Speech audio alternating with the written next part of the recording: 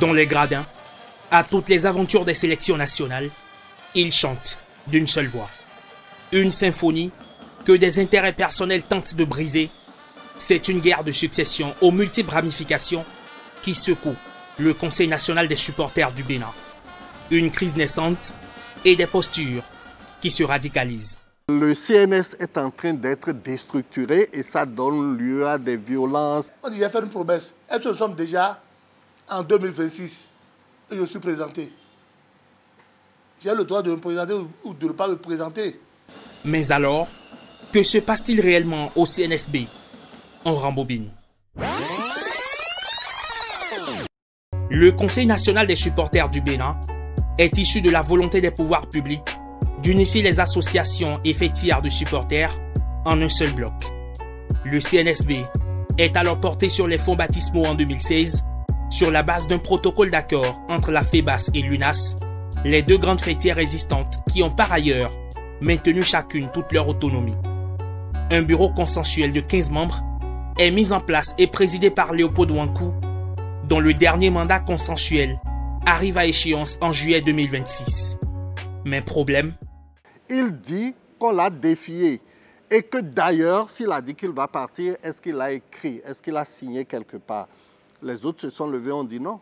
C'est un accord que nous avons eu pour te porter pour un deuxième mandat et que toi, en contrepartie, tu as déclaré devant le ministre et devant l'Assemblée que c'est le dernier mandat. Le conflit est né là. Cette lecture n'est pas partagée par le camp de l'actuel président qui persiste et signe. Mais au cours de l'âge, j'ai été clair. J'ai dit de m'aider, de m'accompagner à laisser une maison digne du nom.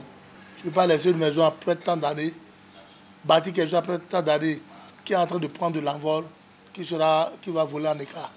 Mais le comportement de certains ont fait que, comme ce n'est pas dit dans les textes qu'après tant d'années, je ne peux plus rester, c'est déjà un acquis.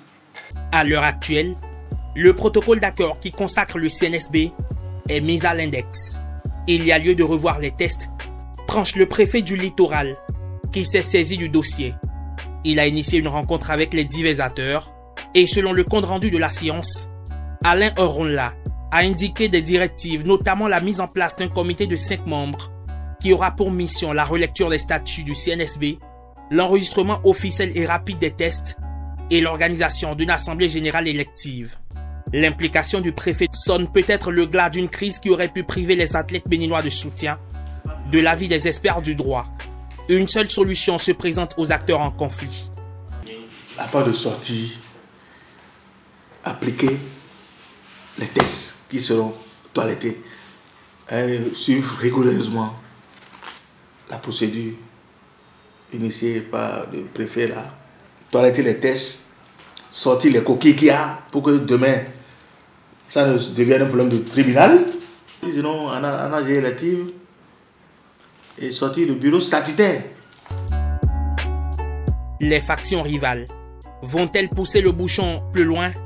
Une certitude, ce branle-bas intervient à seulement quelques jours des échéances importantes pour les guépards du Bénin dans la perspective du Mondial 2026.